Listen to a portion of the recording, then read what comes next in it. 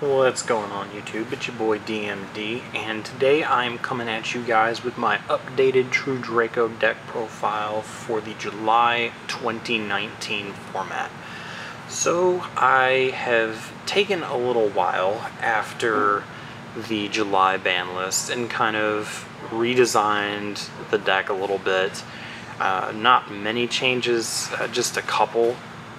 But for the most part, other than like losing a terraforming, the deck is still the same as it used to be.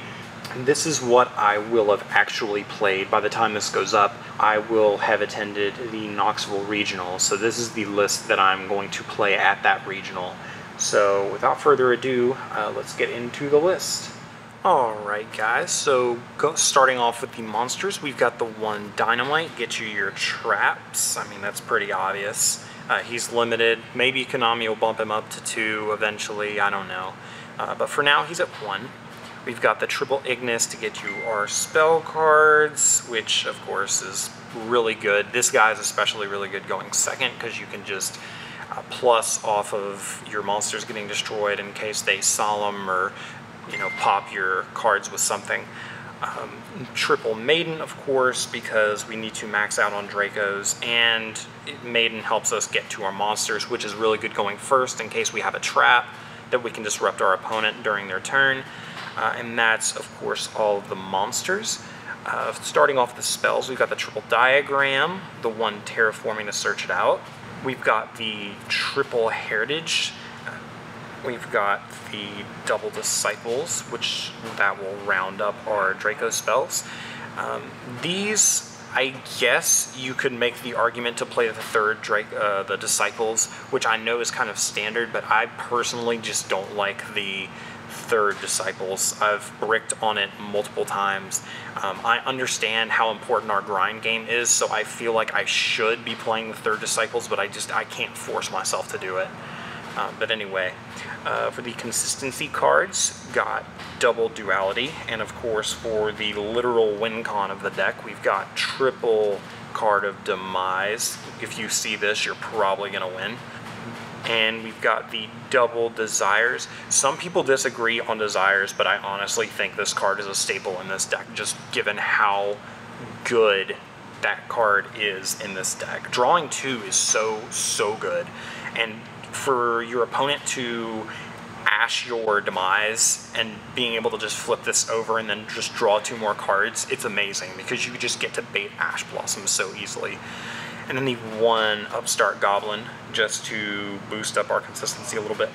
Moving on to the traps, we've got the triple APOC, and the one Return just allows us to tribute summon on your opponent's turn. And then triple there can be only 1. This card's really good right now because it stops a lot of the combo decks.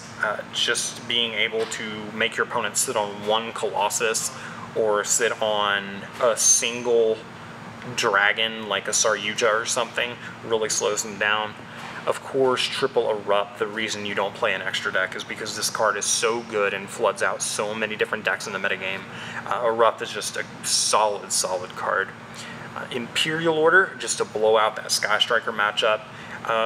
You could make the argument to side deck this, but I personally love it in the main, just because it's such a versatile card, and you can virtually turn it off whenever you want by attributing it.